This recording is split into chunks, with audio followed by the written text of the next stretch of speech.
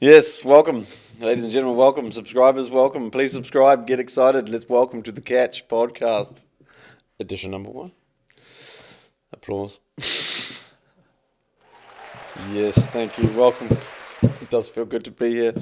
So I'm here with our good friend Alex Ursu, who is the general manager at To the Top, a Bucharest-based company here in Romania, and he is an esteemed sales director through his prestigious career. So, Alex, I'd like to welcome you. How are you, my man? Are you well?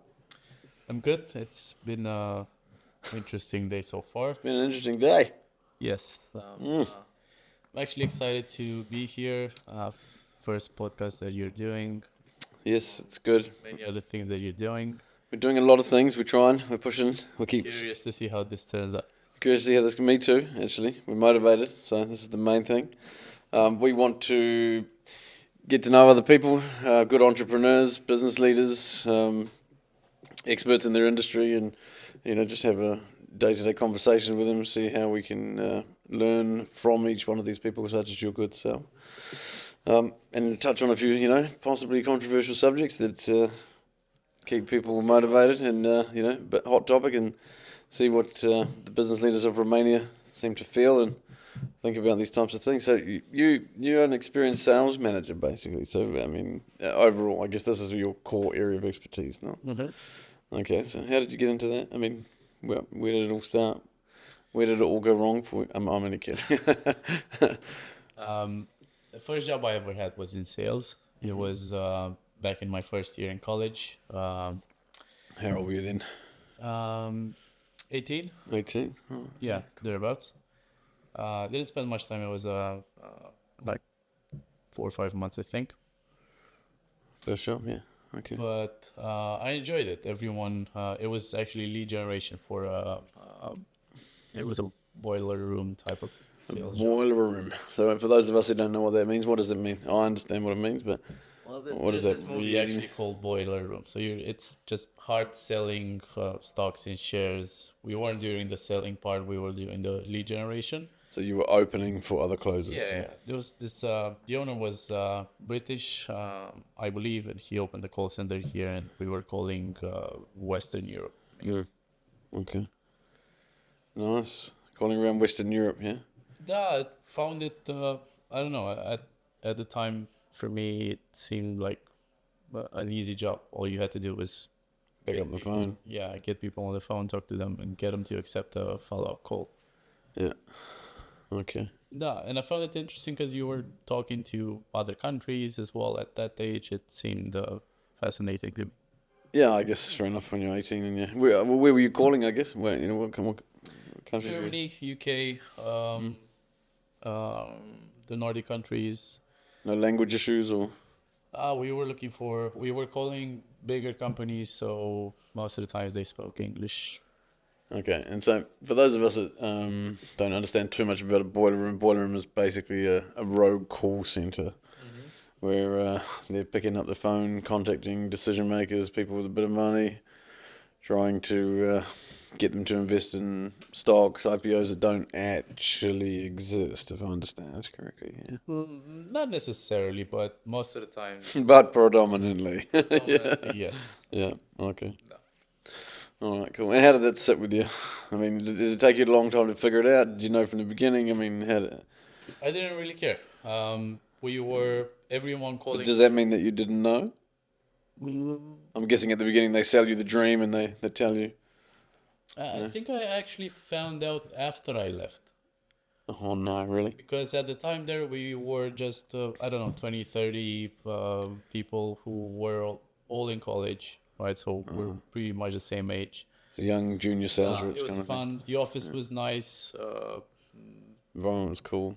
Yeah, the environment was really nice. Management was good. was cool as well. We didn't really care what happened after we passed on the leads. They weren't on the same floor. They were the Let closest. me guess, above. Yeah, Yeah.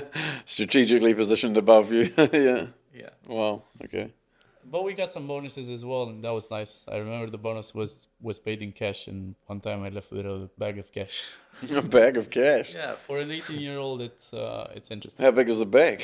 I guess. Like a bag, like you get from Mecca Image right now, like a bag. Like a bag of cash. Okay. Are we talking old lay? It wasn't a lot of money like in today's perception, but back then for me it was a lot of money. 18, a bag full of cash, even if it was only $1 bills, eh? It was funny because it was cash, right? Yeah, it was cash. Oh, so they paid you cash. Yeah, right. Okay. So no bank transfer and minimum salary on the contract, that kind of thing? Or no I contract? think I was working part-time. The salary was good. There was a contract, yeah. Yeah. Oh, well. And what about after that? Where did you go from there? Had this. I think most of my jobs after that were in sales. There was I didn't really work in college.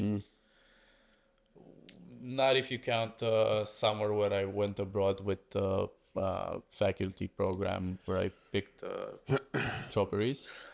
You picked strawberries. Summer vacation. Yeah, Fantastic. but that was Strawberry really nice. picking. I mean, must have been hungry, yeah? It's a nice experience. Again, we were 400 students in a camp. We were Oh, wow, working that's pretty for cool. 4 hours a day, and the rest we were doing whatever. And after 3 months of, eating a whole bunch of strawberries, do you still eat strawberries and enjoy them? Or Yeah. yeah, love them to pieces, eh? Fantastic. Well, okay, strawberry picking. I actually worked in when I was a kid, when I was about 18. I worked in an apple orchard, and I was told that apple picking is good money, and so this was back in New Zealand, and I went picking apples, and going there ready to get, pick a few apples, and the owner was like, "Well, actually, I need a shed hand, I need someone to work in the shed, I was like, "Oh, okay, great, fine, whatever, It was like $7 or $8 an hour or something, which was peanuts even back then, and so that's all right. And I didn't realise how much manual labour, was involved in, actually just packaging the apples into boxes and gluing the boxes and then putting the box on a pallet. It's not easy. It's tough. Oh, it was horrible. It lasted 5 days, and I basically don't eat apples anymore.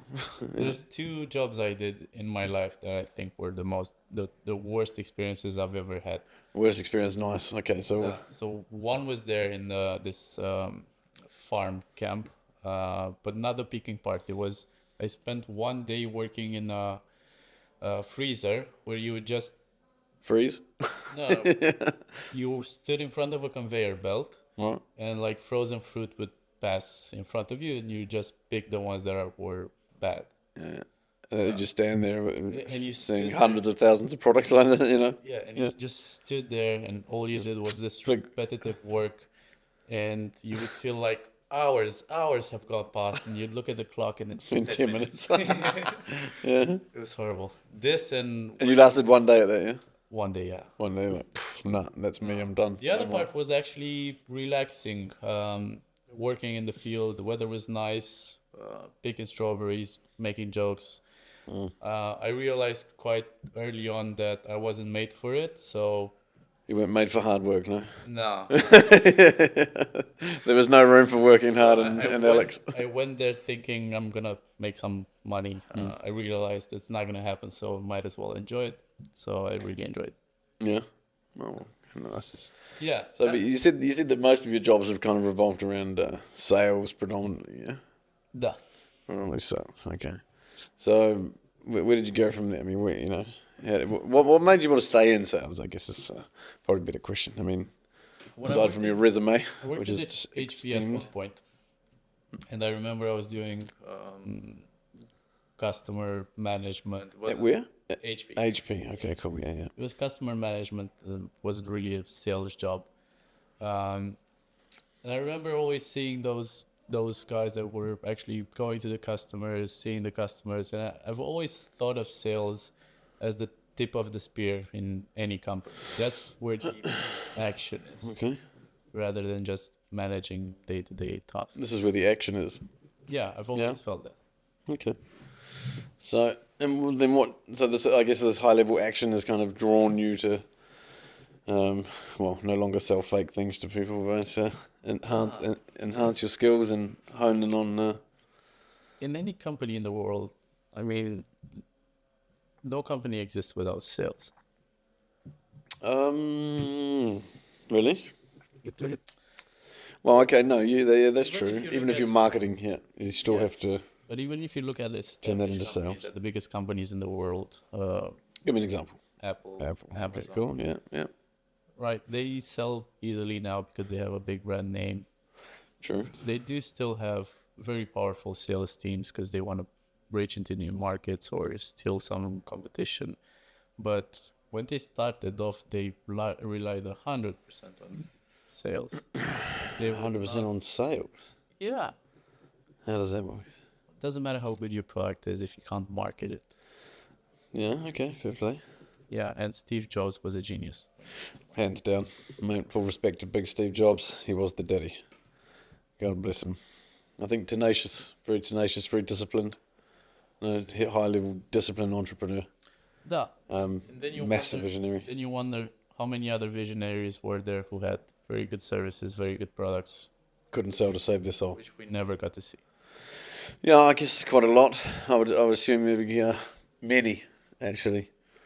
Many. I think this is actually, in the time that I've been living here in Romania, one of the things, that if I could make a direct comparison, speaking about sales, to the Western world, that there is very, very little sales culture, compared to the West. The West is a bit more like, gotta sell, get in there, come on, man, we can, go, buy now, let me give you 10 good reasons why you should, and I guess that whole Grant Cardone, the Wolf of Wall Street style kind of, in the Western world, this is kind of a big deal. Predominantly in America, I think. America, Canada, these people, pushing and selling hard like that. But why do you think the lack I of don't like that culture? kind of selling, pushing hard. No, I'm not a fan myself. Even as a Westerner, it's a little bit intrusive, Don't get me wrong, I was trained the same way, back in the day. Blackball them, push them into a corner. So he's got nowhere, the only way out is to buy. Other option 10, 20 years ago. That was how selling was. Yeah, back then you're right. Yep, back then that's pretty much how it was. If you didn't have the gift of the gab, as we call it, if you weren't good with your mouth, then you were pretty much headed for disaster. And I think that changed a bit because if you thought about the sales rep 20 years ago, you'd imagine someone who was very pushy, very in your face. Car salesman type of kind of thing. I think that's changed now. I think if I think of a salesman that's a good salesman right now, I'm thinking of someone who's knowledgeable, charismatic, can have a conversation with anyone, and actually cares about helping the customer. Yeah, actually, I think this is the differentiator now, versus the whole car dealer style thing in the past. But again, going back to Romania, maybe it's a lack of that customer-centric culture, and maybe that's where it stems from. What's your view on culture of sales in Romania? I mean, you've been a sales manager for a long time. You've done it in quite a handful of places and all these types of things. But I don't think we knew where to begin, and we didn't have. You don't think what? We knew where to begin. Didn't know where to begin. We didn't have models. I think the only models we had in sales were taken from The West. Yeah. And they're still pushing that hardcore. I mean, and Romanians aren't that type. I think we're a bit more. So because of maybe it's down to or one of the reasons could be the fact that we were 40 years, 50 years in communism. We didn't really trust each other. Talking to each other wasn't really. Tell me about it. That lack of trust still exists today. And we kind of sucked at communication. Yes, no, hands down. That is a massive valid point. Communicating here between each other is bad. I mean, it's not bad. Maybe bad's a bit harsh, but there seems to be that lack of direct communication and transparency. When people converse, it's very.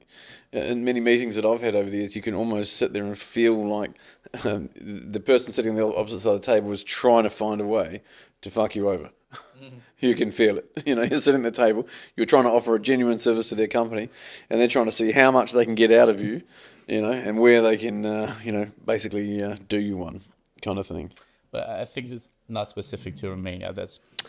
Maybe not. No, maybe it's not specific to Romania. I think that's more person specific. Person specific. So you're saying that all the people just wanted to come and fuck me over. Here's the foreign guy. We'll come and take his money. Job done. In any country, You what? you find those types of people. Oh, for sure. But it's fair to say that there's probably a lot more, especially, well, maybe not so much now, but definitely back in the 10 years before and before that. I would say that was a lot more predominant than ever. I think before that, so 20, 30 years ago, who were the type of people who owned businesses in the 90s in Romania? They were a select few, let's say. Yeah, and I don't think many of them had a long-term partnership vision. No. Everyone wins. How much money can I get and how quick can I get it? And who cares who I have to walk on to get it? No? Yeah. And Cheat the system, blah, blah. yeah, so I think when it came to sales, we took our model from the West, from movies. Romania had a culture of watching a lot of American movies. Yeah. And I think that's where we took our knowledge from. And on top of that, since the 2000 and onward, a lot of, because of the cheap labor and the fact that we have very good English skills, yes, a lot of foreigners came and opened call centers, or sort of. Yes, yeah, I had one myself once. Yeah. Yeah. So they weren't Westerners. They came with the same way of thinking and selling and so on. But I think that changed a lot in the last 10 years. That doesn't work anymore. Yeah, from my observation and from continuing to trade in other businesses, I think it's more of a consultative type of approach now, more so than a push you hard into the deal. You have to buy now kind of thing. It seems to be a bit more consultative. I think it's the most important factor is trust. Maybe depending on what you sell, right? Maybe you can have that argument, but 20 years ago, if you heard them talk a lot and know about his product and ask you questions that you couldn't say no to, you're kind of mesmerized a bit and you would end up buying something, right? Like you would go into Istanbul and have a shiny fake Rolex flashed in front of your face. Yeah, have them haggle you until you buy something. Yeah, harass you to death. Yeah. That's pretty much it. So I think we saw that back then as knowledgeable sales guy, powerful, strong, has the skills. But now if you see that it's... you have so many options these days. Everyone is a bit more mature.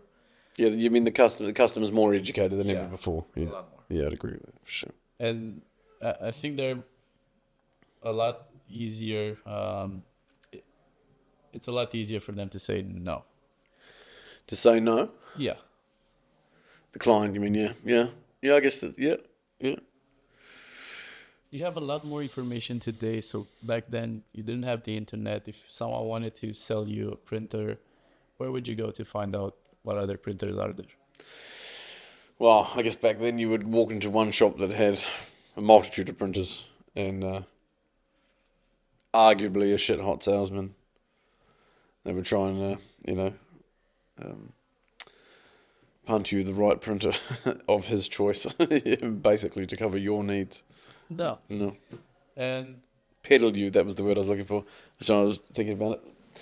It'd peddle you, that's what we used to say in English. It was salespeople that push stuff on you. Sales evolved as well. You didn't have that many people calling you trying to sell you stuff back then.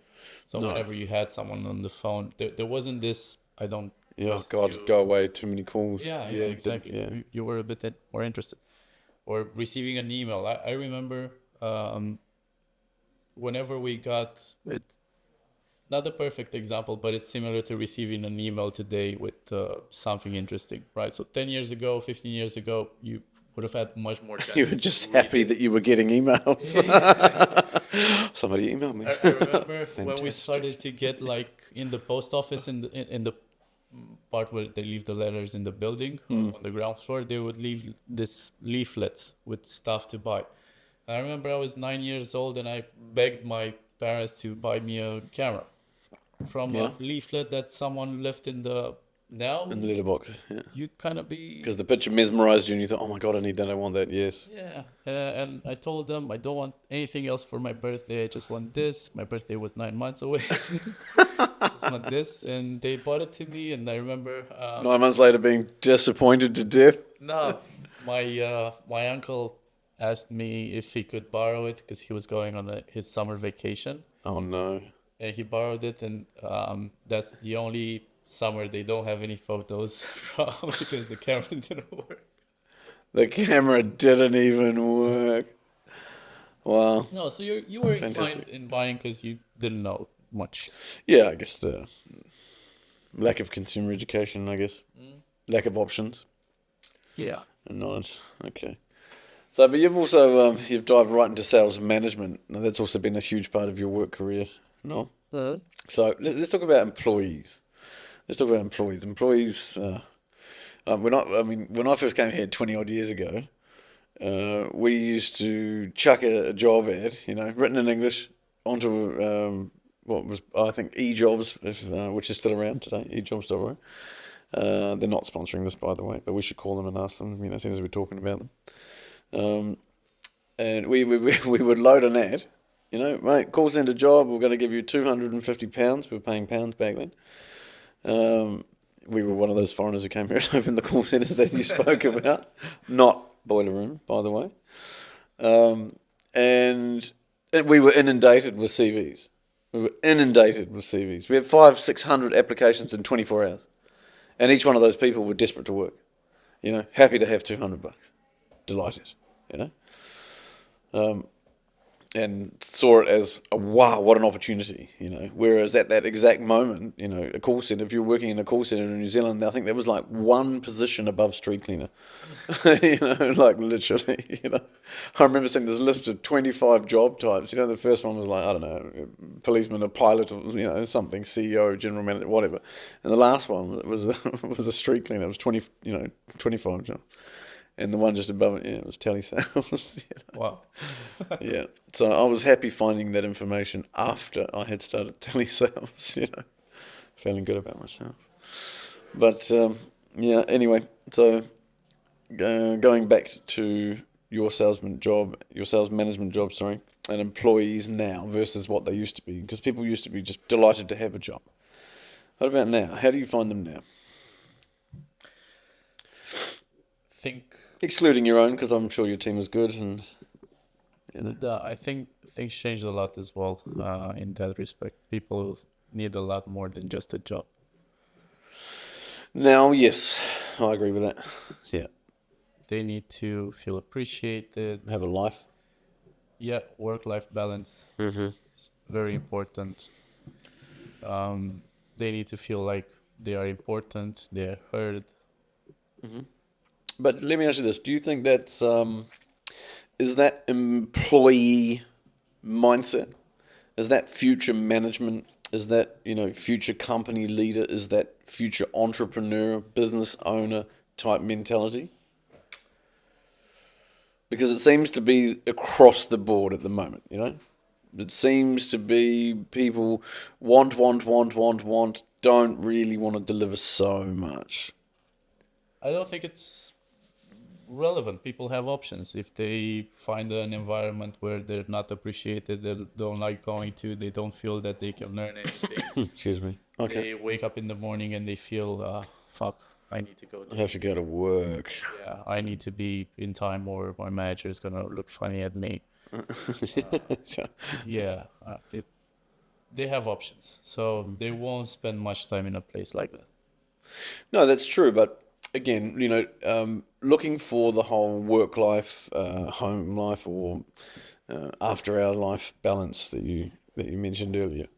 Again, is this type of what I need. I need this good environment. I need to be taken care of, and I need nurturing by everybody, and I need my space, and I need you to understand me, and all these types of things.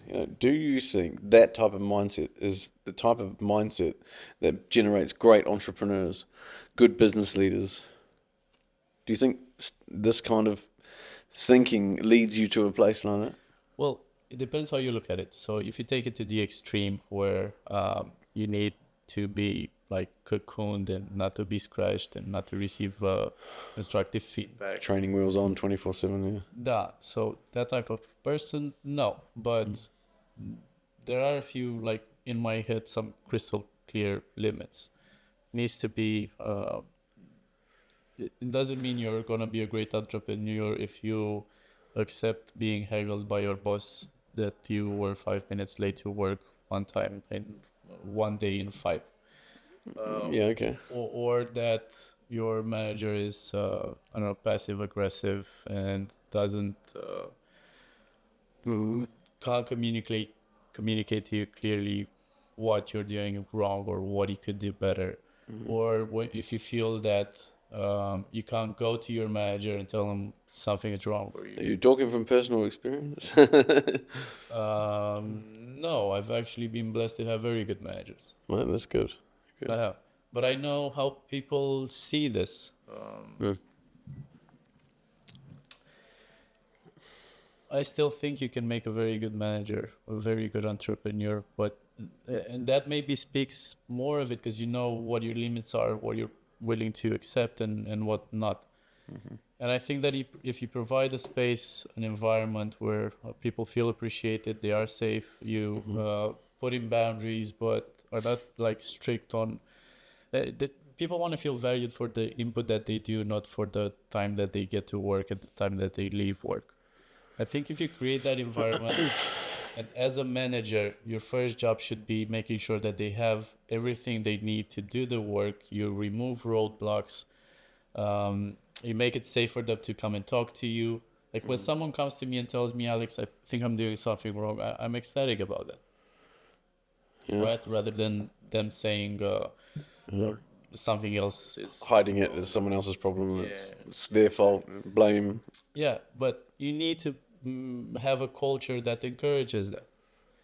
I think if you do all that, then they will work a lot more because they feel it is a good environment for them to grow, rather than they will work a lot harder than if you Tell them to have a stick. beat them into submission. You need to be here because you need to start 10 to at 9 9. immediately or else. When 9 o'clock, when it's 9 o'clock sharp, I want to start hearing phone calls. They're gonna stay and immediately look for something else as soon as they find something slightly better or even $10 same less more. salary, Yeah. they would leave. Boop, out the door. Gone. Okay, so what does a great manager need to do in order to create an environment like that? Well, how do you do it? I mean, The best way that I think, and I'm not by any measure the best manager or well, we probably should have invited somebody else to the podcast. I mean, I thought. I think the best analogy I have is treating them like your kids. Treating them right, and you are a father, if I understand. Yeah, I am. You're So a father. when you have children, you want to, you obviously love your children and you want them to do well in life. Okay.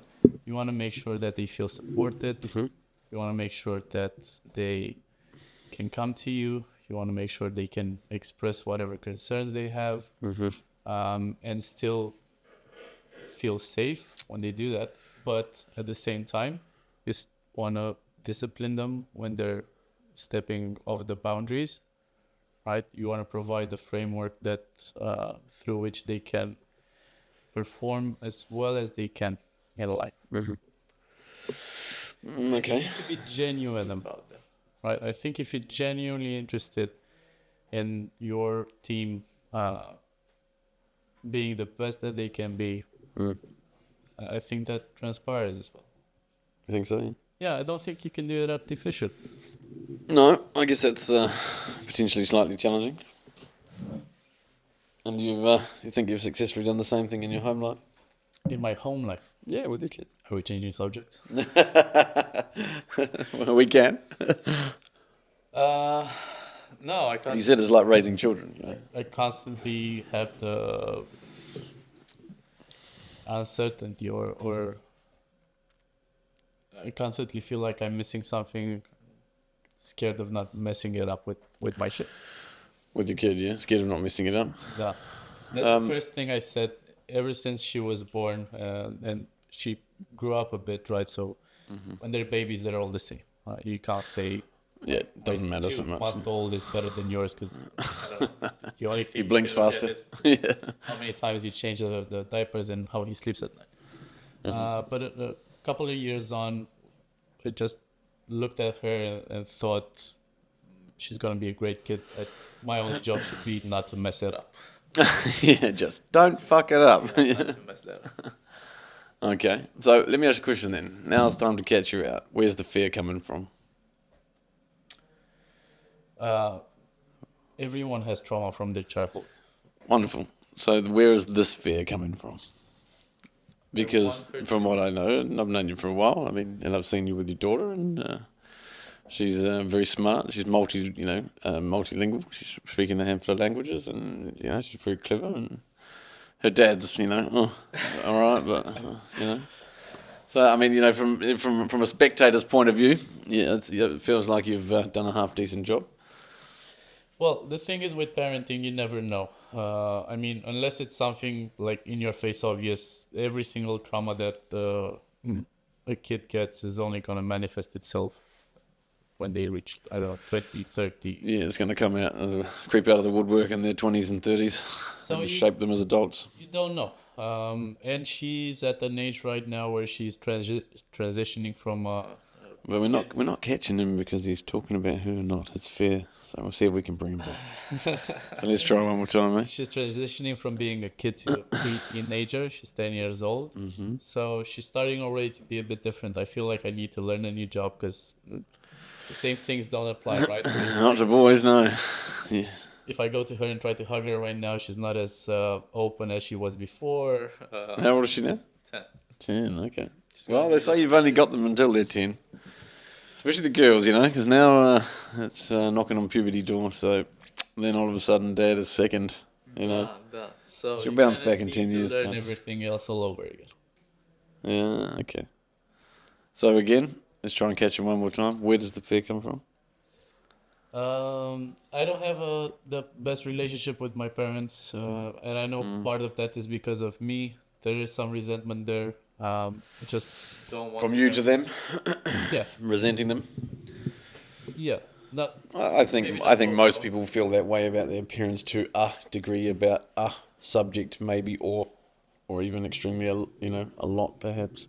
Yeah, so naturally I want to make sure that I don't mess things up. I want to have a better relationship with the media than I have with my parents. Well, mate, I wish you the best of luck. Keep doing what you're doing. You seem to be doing all right. Not that I'm not a father. I don't have children, so maybe I'm not the best person to pass judgment necessarily, but nonetheless. I don't know. We'll see it. We'll see. Hire somebody with experience, yeah, or hire someone with no experience and have the opportunity to teach them everything. Or would you prefer? I think I'd go for the second option. Obviously, it depends what kind of job. If we're specifically talking about sales, let's say sales, because we're talking. I mean, this is your core area of expertise. So, let's say sales. Would you rather hire someone who's been in the game for a handful of years, knows a whole bunch of techniques, knows how to convince the client, so to speak, or at least tells you that they do? So just to have a clear conversation, the answer differs. It depends what position you want to hire for. Okay. Because if you want to hire someone in like a top corporation to sell software to $100 million companies, you need experience. You can't hire. But if you're looking for like an entry or medium level job, then I have nothing against hiring with no experience at all. Mm-hmm. Because I I think it sells the. I'm trying to find someone that is intelligent, that speaks easily, communicates well, has a positive attitude, understands that sales is, or I think sales is a skill. I don't think you necessarily are born with it. I agree with that. Actually, I mildly disagree with that. So there's an American guy who's predominantly spent most of his life in marketing and advertising. He wrote a book called The Sales Bible. His name is Jeffrey Gitomer. I've read the book 10 times. It's a great book. A lot of it focuses around his area, which is again marketing and advertising. But there is one story in there that stuck with me, and for all the salespeople that I've ever trained, or tried to remind or refresh them on the fact that actually we're all born salespeople. Yeah. So I mean, Heard that, yeah. So and the story goes like this, and it's so true. And again, I hammer this home in the training. When I'm especially when I'm dealing with salespeople, who have been in the game for a few years and believe they know better, yet aren't hitting their targets, which unfortunately is more of them than less of them. But so when you're a kid and you go shopping with your mum, yeah, when you're in the supermarket and you're a kid, you're out shopping, she's doing the grocery shopping for the week, whatever, for the day, the week, the month, whatever it's going to be. As a 5-year-old, you're attracted by all those colours, of the chocolate and the candies and the chips and all that kind of crap, all the good stuff, And the first thing that a 5-year-old is going to do is going to grab one off the shelf and say, "Mum, can I have this chocolate bar?" And the first thing she's going to say is, No. That's right. She's going to say no, and right there, that's your first objection, basically. There's the first objection that you face. Maybe not in your entire life, but in this scenario. So you turn around and then you come up with a rebuttal, and you say something along the lines of, "Look, Mum, please, you start doing a bit of begging, maybe, look, please, I promise I'll eat my dinner, this type of thing." And then your mum turns around and she says to you, "No, because you won't eat your dinner, or you'll tell your brother and your sister, no. And then you're really begging, and your mum, "But please, I promise." Then you start making promises, just like salespeople do. "I promise this product works brilliantly, the camera's lovely, kind of thing. It will work when you give it to your uncle on holiday, no questions asked, So, and you, as a child, you're prepared to go through public humiliation. Humiliation.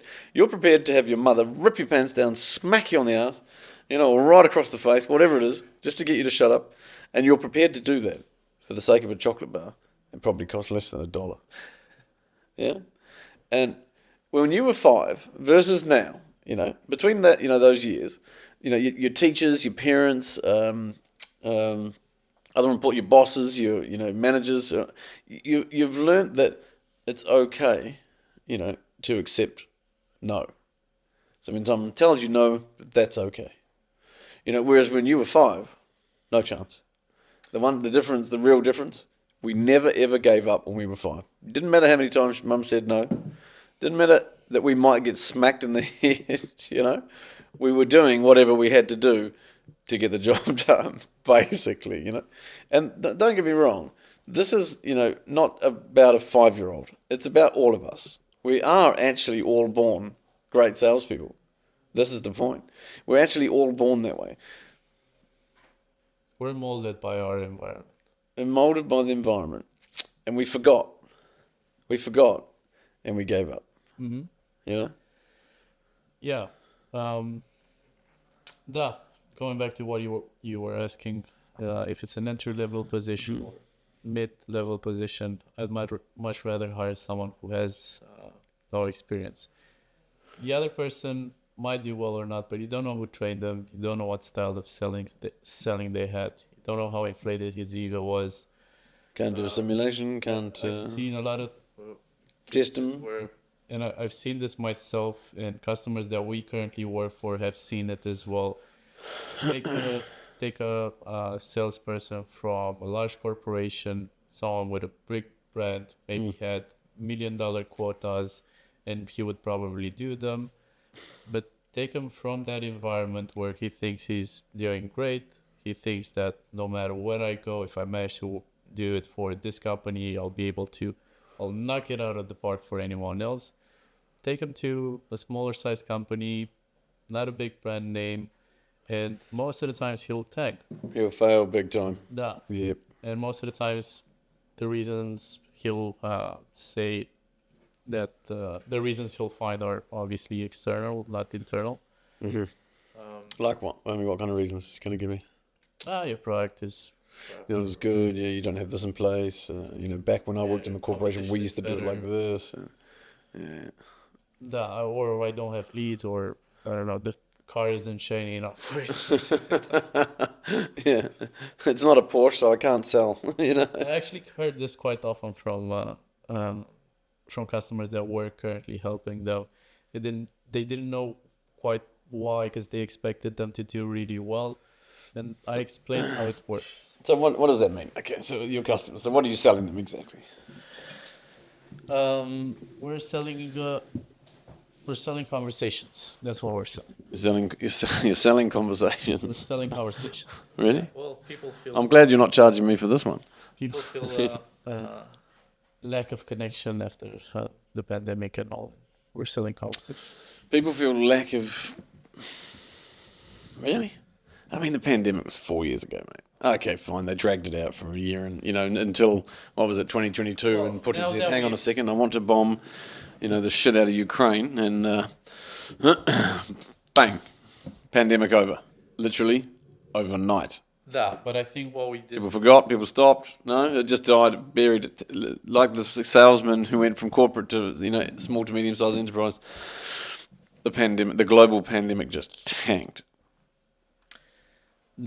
I agree with that. But I think what the pandemic did was kind of unearth an understanding that the connections that we have are very few.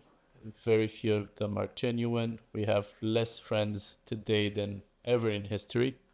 There's a study in the US that was done. Like if you would ask someone in the 70s how many people they can talk to if like they have something which is burdening them, how many people can you share? They turn to, and they were saying, on average it was 3. Back then. Yeah. Now the average isn't 1. Right, so most people say, I have no one to turn to. And I think that... Well, Alex is here, so if any of you feel that, you're in that situation, I'll leave his number in the bottom, there are services today where you can call someone and pay them just to talk to them. Yep. Well, those services, those services have existed since, forever really, but I mean, it depends on what you're calling them for, But in regards to... I mean, like self-help or these types of things, or what you mean, like suicide hotlines and this kind of thing? Is that what you mean? Or? No, not suicide, not self-help, just someone to talk to. In Japan, you can pay people to listen. No, not only that, you can pay people to come and grab a coffee with you. Really, and just sit down and they go and meet random people. It's a bit like I think Tinder, but I think we're a lot. The cost Tinder costs you 2 at the end of the day. Let's get that right. I think we're a lot more starved for human connection, and that affected sales as well, in the sense that a person who is going to be a high performer or a hyper achiever in sales is going to find a way to, when they open a conversation, is going to find a way to get that customer who's sitting in front of him to drop his instinctive buyer persona, because he's going to get cold. A lot of people are trying to sell him stuff. Pre-programmed to reject you. You have a mask on. Sure. The person who manages to get him to drop that and have a genuine connection with, he's going to have 10x more chances to close it. And this actually goes back to an old-fashioned rule. People buy from people they like. So this is one thing that never changed, actually. Absolutely never changed. Change that to people buy from people they trust. Yes, but you don't trust someone you don't like. It's very hard to trust someone that you do not like. Well, we have one example. We have a give me a concrete example. Give me a concrete example of someone. We have a common friend. We have a common friend. Okay. Yeah. So you're not going to name this guy. I'm going to have to try and figure out who this guy is. All right. I like him. I respect him. I appreciate him. I like him as a person. Is this person also an entrepreneur? Yeah. The one But I wouldn't trust him. I wouldn't do business with him. You wouldn't do business with him. You don't trust him. Yeah. Not enough to like him either. Then. I like him. I think he has a lot of. Like him meaning you'd gladly just hang out with him, spend time with him on a regular basis. He has a lot of qualities. He's smart, dresses nice, well spoken. That is a quality, yes. Must be sharp. Yeah, well spoken. Again, smart. You can have very nice conversations with him, but I wouldn't trust him. Why not? I know the guy you're talking about. I know who you mean, but why not? Well, that's not relevant. Has he ever done something that would has burdened your trust, let's say? Whether it be to somebody else or... No, it was just an example to prove that you can like people for who they are, as long as you're not a judgmental asshole. Yeah, but you don't like him as a salesman, do you? As a salesman? As a businessman? Not really. Even though he might be doing well and he's making a bit of money. I know the guy you're talking about. I know the guy you're talking about. Come on, live with me. What was the question? What was the question? Right. You don't like him as a salesman and or a businessman? He might I be... think he's a great salesman. Yeah, but you don't like him as a salesperson. I do. Are you sure? No. Okay, so why do you... As a professional... As a professional, why wouldn't you trust him? He comes from his background is in one of the most reputable companies in his field, in this piazza, in this market. He now has his own business. It stems online and offline. If he stands to gain, if I lose something, he'll do it. Cool. So why would you trust him as a salesperson then? Why would you like that about a salesperson? That doesn't make sense. Because he gets the job done and he has his... Okay, but that's going right back to the 80s and the 90s and the bullshit car salesman crap. That's exactly what that is. And you're telling me that you can do both, yeah? You can trust, not trust, but like. I'm not judging the style. You're not judging... It works, but for some people apparently it still does because he's doing it well. I don't think it's something that can be sustained. I don't know. It's honestly don't... Oof, we're going to have to try and catch him out again. I don't know. I'm not sold. Sell it to me. I'm not convinced. Because this is my argument. So how can you actually, as a buyer, right, know that this guy will, if he can get one over on me to make $1, he will. So that would be why you don't trust him. One second. He buys from don't know that. But we're talking about you. We're not talking about them. We're talking about you. So those people do trust him. Therefore, he's also likable. They like him, they trust him, they like him. He is charismatic. Exactly. You, on the other hand, again, only in regards to him as a salesperson / business person. Yeah. You, on the other hand, are trying to sit there and tell me that you can do both. I don't believe that for a second. So you know in your mind, whether he is or isn't this way is not really the topic of conversation. The topic of conversation is you're stating that even though you don't trust him, you think he's a good salesman, knowing that part of his basic style or technique is to maybe burn someone in the process for the sake of personal gain / professional gain / money. Duh. Yeah, what? For those of us that don't know what "duh" means, that was a solid yes. So we just caught you. No. Okay. Got him. Yes, got him. You should wait for the follow. Okay, give me the follow-up. Let's see. I'm not saying there's And that's 2 catches so far. I'm not saying there's a perfect style of selling. No. We're talking about one individual. You gave me one example of someone we both know. Duh. Okay. That you don't trust, but think is a great salesperson. Mm-hmm. Yes. But you know, again, that this individual will take your money even though he knew you were going to lose. And the point. And he would be. So how can you trust and like both? Or how can you do one without the other? Which one? Like or trust. You said you can't trust him, but you like him as a salesperson.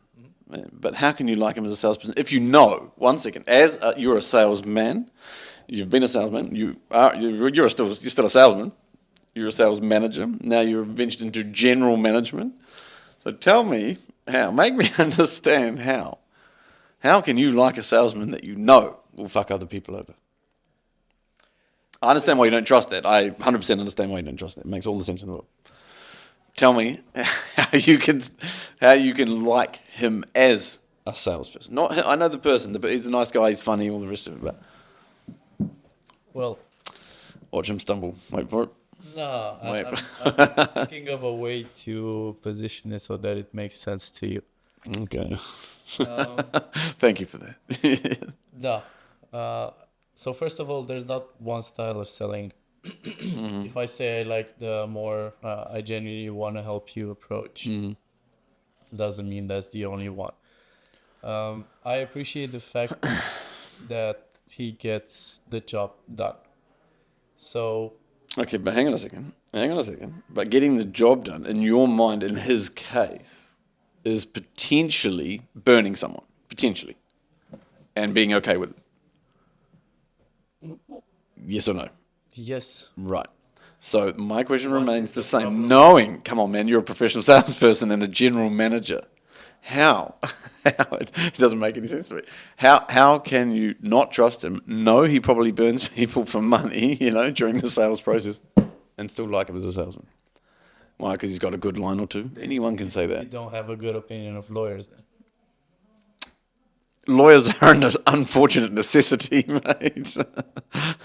But we're not talking about lawyers. We're talking about salespeople. Sometimes you need someone who's a bit Lawyers are also pretty good salespeople, but Yeah, but sometimes you need someone who is able to do that. to bend the able- truth. Yeah, exactly. Why not? Why not? To bend the truth. And that makes you likable. You think Grant Cardone never does that? Never did that. Do I think Grant Cardone never lied to somebody? Yeah. In his entire life? Of course he did. I'm sure of it. Mate, I have. I mean, in my early days, in my early 20s, it took me, a few ass kickings by my management to go, if you do that again, we're going to fire your ass, to understand. Do you think every single sales guru that's out there has never sold a product knowing it's probably not the best fit for that customer? It's not fair that I sit here and say Grant Cardone lied to people. That's not fair. I could say Jordan Belfort did because he ripped off everybody, mate. And somehow the world thinks Jordan Belfort is a great salesman. He's not a great salesman. Anyone can come up with those lines and bullshit money out of people. Anyone can do that. Sell the product legitimately. Sell the service legitimately to benefit an organisation that will genuinely, offer a return on their investment. Then that's something else. But you haven't sold me on likability and trust, and them being not one and the same thing. No, but those people are highly regarded now, right? Who? Jordan Belfort? Every sales guru out there. Okay. The ones that are teaching other people right now. Yeah, okay, At cool. some But point that's in their life, I bet. they intentionally did something wrong, right? 100% sure they did not 100% of the time just pay attention to what a customer actually needs and not their own commission. And I'm sure that Michael Schumacher probably cut someone off and made them crash. I'm sure that David Beckham probably, knocked someone intentionally, got red carded, whatever. So you're proving my point now. No, that's only about going through your career, intentionally doing something to take a shortcut or get away with something. But I think everybody does that at some point in their life, and I don't think it's fair to pinpoint that necessarily on salespeople. But I'm still trying to catch you on the statement that you made, which we're going to play back, about I don't trust him, but I like him as a salesperson. I like him as a businessman and salesperson. Yeah. Don't get me wrong. I think he's a great salesperson. I think he's. I don't think he would actually successful. burn I people. think he'll do really well, but I wouldn't do business with him. That's simple as Because you don't trust him. no. So how long have we both known this guy? I know the guy. How long is it? It's been, 15 years maybe? It's not a very close connection, but I've known him 3 years. 3? Only 3 years? 3, 4. Not more than that. Didn't work in that same... What? Didn't work at Grove once upon a time with you. Are we talking about different people? I think we might be talking about different people the whole time. Look at that. The whole time I think we're talking about someone else. I think we're talking about the wrong person. Okay, cool. Yeah, because I was thinking about this guy who his first name is the same letter as yours. Then it might be the same person. I just don't see him. It's not the same person. Now I'm a little bit stumped.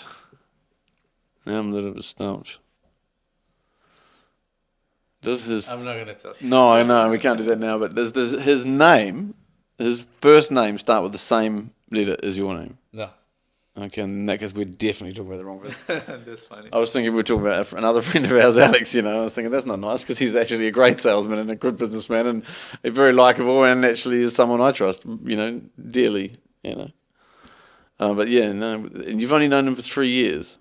But there's a ton of business people that are doing really well. Maybe he caught me. Look at that. He caught me on my own cat show. He caught me. You can probably think of a ton of great entrepreneurs that are doing awesome work, millionaires, but you wouldn't necessarily trust to go into business with them. We might be thinking of it. Okay, no. Not him. Is that the person? I don't know because I thought you knew the first time and you didn't, so I'm not going to hazard it. I guess. Oh, well, I feel like I might be caught out. I'm not sure now. I don't know. What the fuck? But anyway, look, okay, irrespective of this individual, I find, it doesn't sit well with me, to not be able to trust that individual. No, they might sell and burn other people, but consider them a great salesperson. To me, that's a strange one. We'll walk past it. We'll just say that, people to do the hard stuff as well. You what? Sometimes need people to do the hard stuff. I appreciate he has the qualities. Has the qualities? He has. I think someone's at the door. I think he's probably gonna be. He's gonna get faster to where he is supposed to go or where he wants to go because he has maybe fuzzy ethical boundaries. Yeah. You think that's a good thing, or? I don't know. I don't really judge people. I think if it works for you, then that's fine. But if you're punishing the customer in the process, then you're probably not gonna have a business for long. But yeah. you're taking, all right. So at least that one we agree on then. No, you're taking that risk on. Okay. It's a gamble, right? Sometimes it plays off. What's some great advice you'd give to a salesperson starting out? Somebody starting out, I think, and this is what I've told, and I still say to this day. Change your perspective. Okay. So we're talking mindset here. When you're calling someone, especially when you're doing like hunting, you can think that it's because we were talking about hiring someone who doesn't have experience. You're gonna think one of two things. Gonna call this person, he's not gonna want to talk to me. Probably the 10th person who calls me today, I hope he's not gonna say no. I'm gonna definitely bother him. Yeah, that's the wrong attitude to start with, really. Yeah, but most of them think like that. Okay.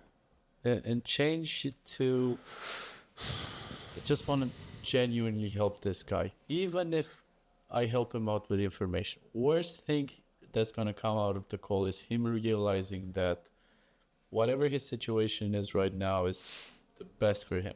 Best case is he might actually like what I have to tell him. That completely changes their perspective when they approach the call. Yes, It's tough not to have the first. It's tough not to think of the first option, right? Well, I'm gonna bother him if after you make 20 calls, 20 people tell you no. Yeah, but that's actually the point. Though. It's right there where the mindset of a great salesperson kicks in. Right there, and they're resilient, you know. And a great salesperson, you know, will have this mindset. Yeah, fair enough. I mean, don't get me wrong. Again, going back to the original question, you know, what would you tell someone who was just starting out? For sure, it is about mindset, you know. But ultimately, in a nutshell, for me, that's attitude. You know, that's just 100% attitude. Whatever you believe is true. It doesn't matter what that is. If you believe every time you call someone, or you know, you're going to be disturbing them, then that's probably why 20 calls later you have successfully disturbed everybody. You know, because the way you're approaching it, you know, it's like driving a car. Well, if you get in the car and you think, God, I might crash. I hope I don't crash. Oh, it's getting far. I might crash. Chances of having an accident are probably a lot higher. You know, because your focus is actually on, you know, potentially crashing the car. So you're more, rather than, you know, just driving down the road and getting to where you're trying to get to go. And I think sales, you know, is very similar from this regard. You know, you are sending yourself the message. Whatever that message may be is going to more or less determine the outcome of what's going to happen next. So if you're going to make those 20 calls and you want those 20 calls to be successful, then send yourself the right message. You know, this is my belief system. You know, whatever you're going to tell yourself is going to be true, no matter what. You know, it's that whole, you know, if you think you can't, you know, if you think you can, you know, you can. If you think you can't, well, you're probably right. You know. Yeah, I agree with what you're saying, but but everything before the but, Alex, you are a nice guy. you're speaking of salespeople who are gonna be probably top performers who have the right attitude, have the grit, have the right motivation. Okay. Get the money. Well, I remember a young lad, yeah, who was 22 years of age. Hang on, I'm going to interrupt you. No. I'm coming to stop you on that one. This 22-year-old lad. So once upon a time, I had this company, yeah, with a couple of other English guys, and this 22-year-old lad comes in, yeah, and he said, "I can do it." No real experience. I mean, no like hardcore sales training and, you know, techniques, nothing, basically. And all he had was the right attitude, you know. And he came in, and he was up against, you know, people who were 10 plus years older than him, who'd been in the game for a long, long time, and who stood out by a long way as pros, over and above him. But this guy had massive attitude, and he became one of the only of the 4 elite closers that we had in the company of 125 people. Do you know who that was? Sounds like a really handsome guy.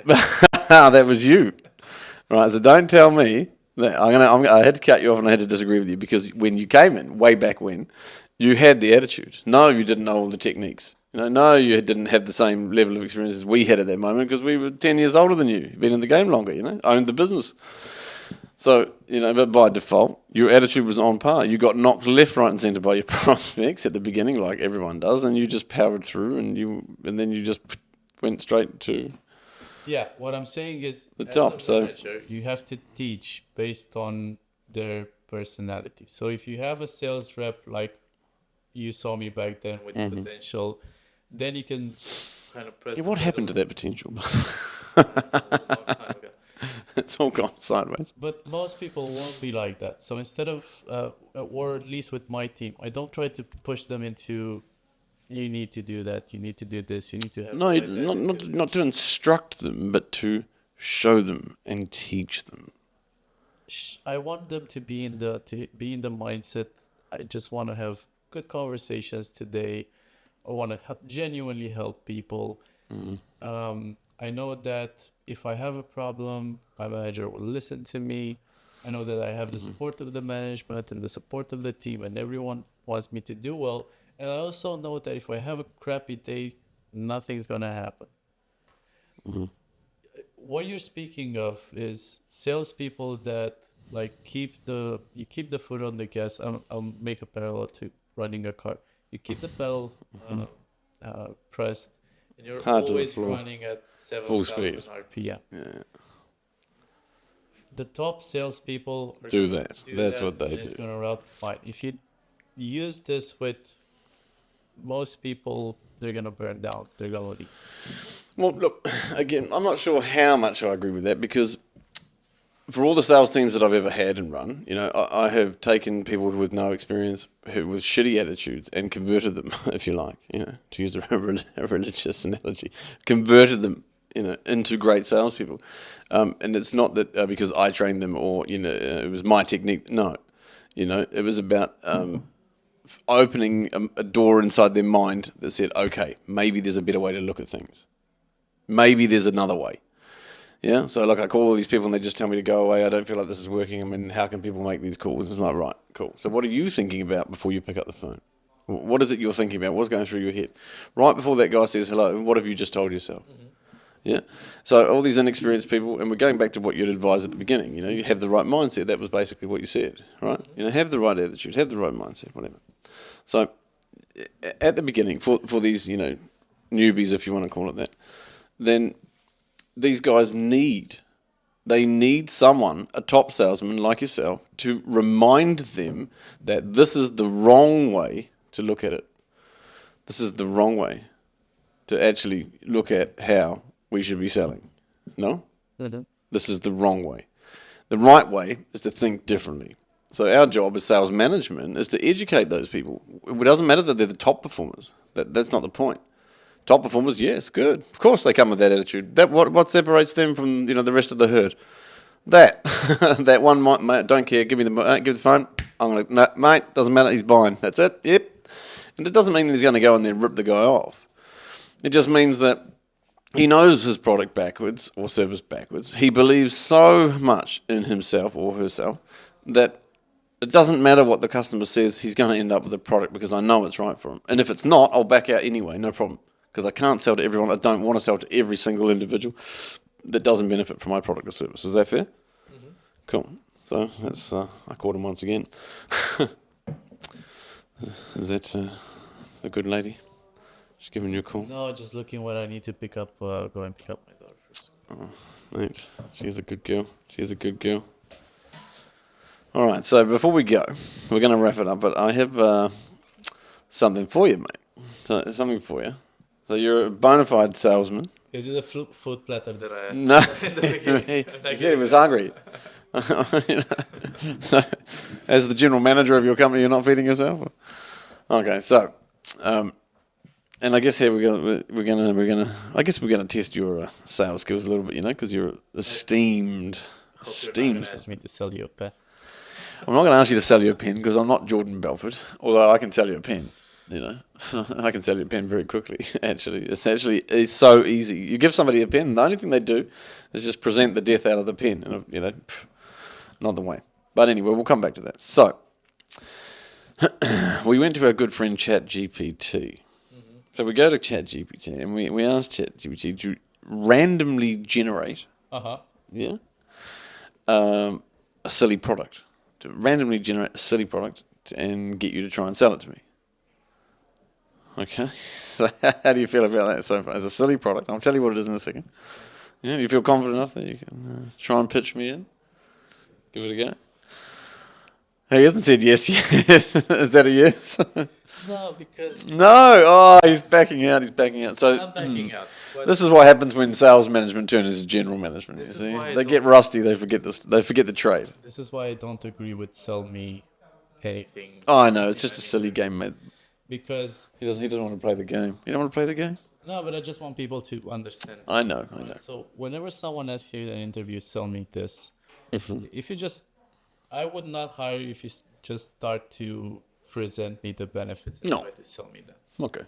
Because you have no idea what my situation is. If you do that with customers on the phone as well, and you don't care about what your own agenda comes first, blah blah. Yeah. You're not going to be successful. So let's see you prove it now. Okay. Let's see. Here we go. All right. So we've got the silly, mate. He's on board. Love it. Okay, cool. So we've got the silly product. Yeah.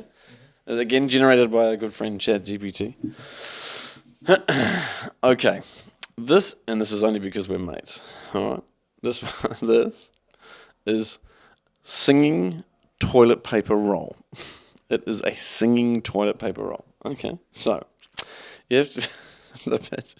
Toilet paper roll with built-in speakers that play cheerful tunes while you unwind the paper. Mm-hmm. That is the product. Okay. So try and keep it clean. No pun intended. How often do you use the toilet? Well, straight to dirty. There we go. I get right in there. Well, I consider myself an average man in this department. I don't know, 2 or 3 times a day, maybe. Is that regular hours? Is that what? Sorry? Regular. We're going to discuss my bowel movements on the first podcast. That's great, eh? Somehow, this is Tell me backfiring about on your me. ritual when you I'm not telling you about my ritual. I don't have a ritual. It's not like I get up, put the robe on, slippers on, make sure the mat's clean, none of these things. All right, so try again. I don't have a ritual. I mean, whatever. You get up, you go. That's it. home or office? Depends on what we're doing. Both. Both. So you don't go at the same time pretty much every day. That's a statement.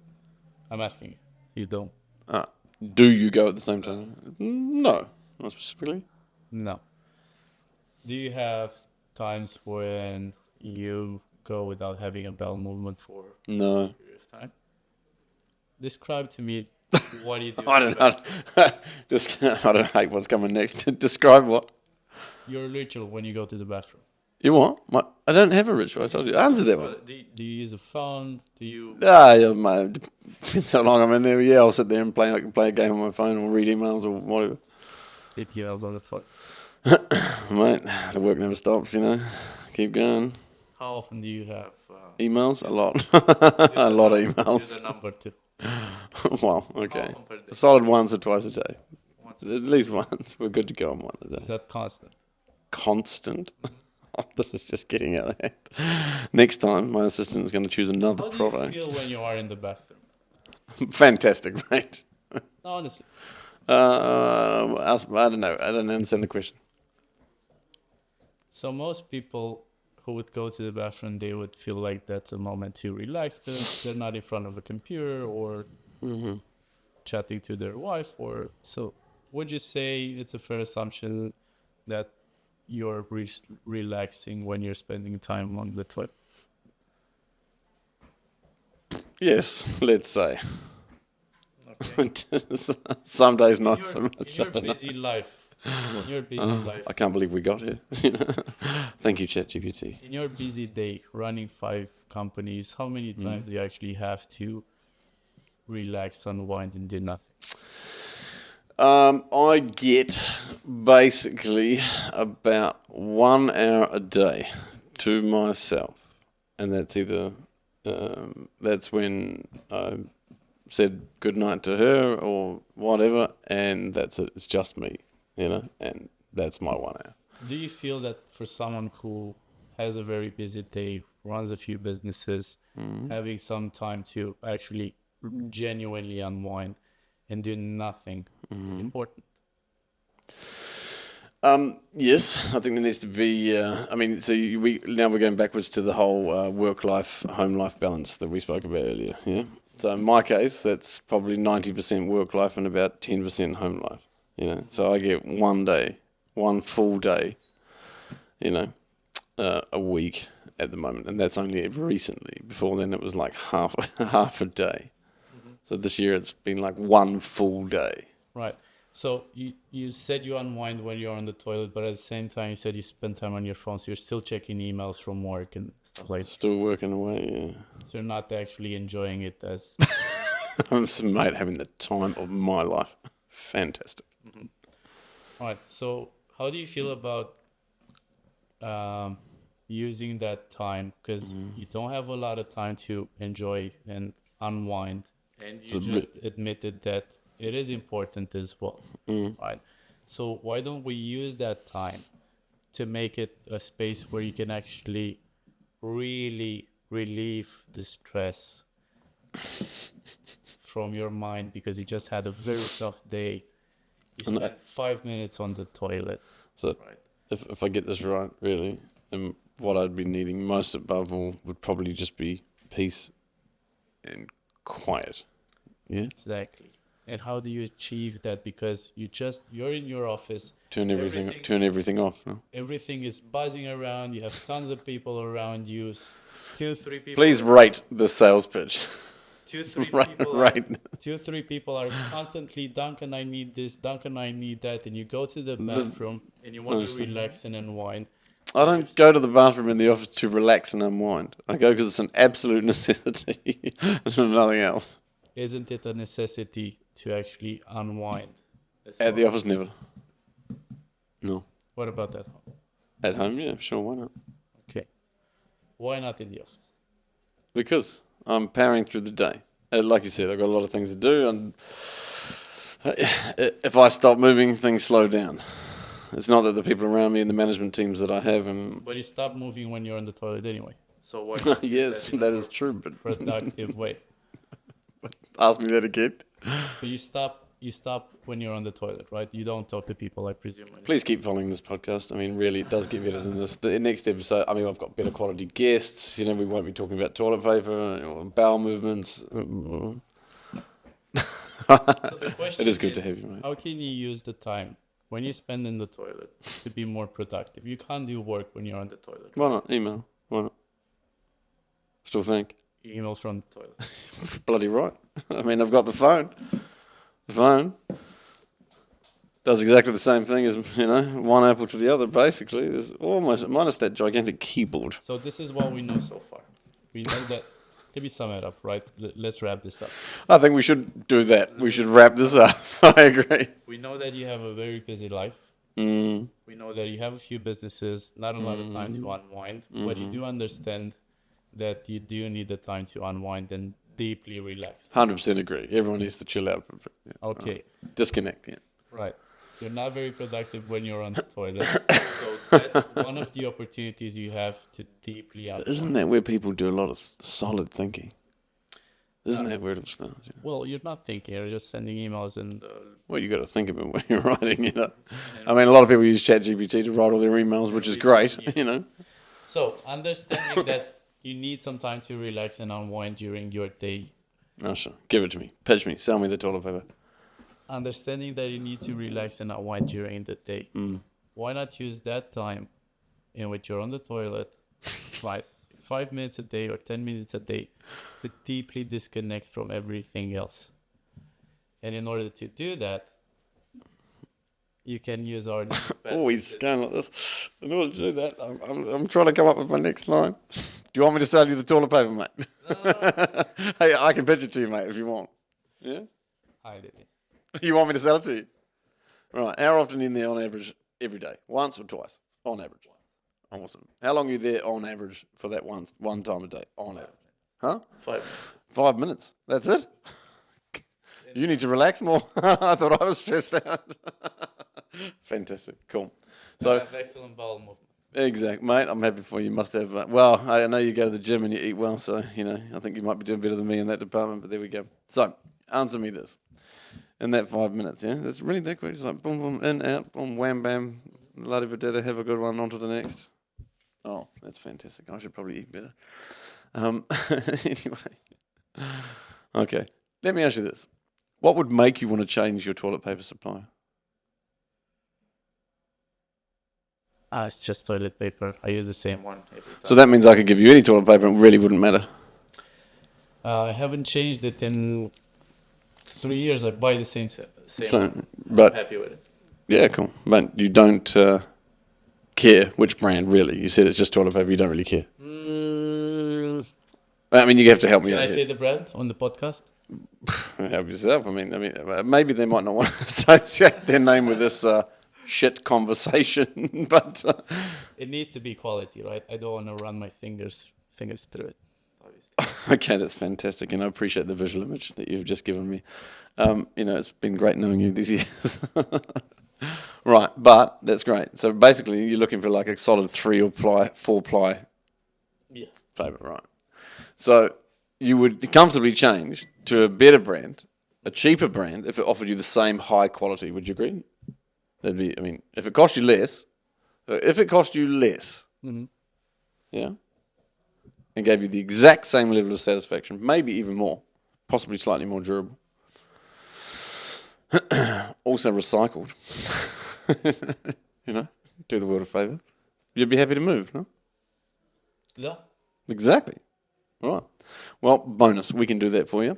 Not only that, it's cheaper, come from recycles. We're saving the planet. It's got it's got a fifth ply. It's got a fifth ply. And you know when even though you're only in there for 5 minutes, seeing as you're obviously quite happy when you're in there, we're going to make you just a bit happier. This one, Roll's got speakers involved. But just sold on the price.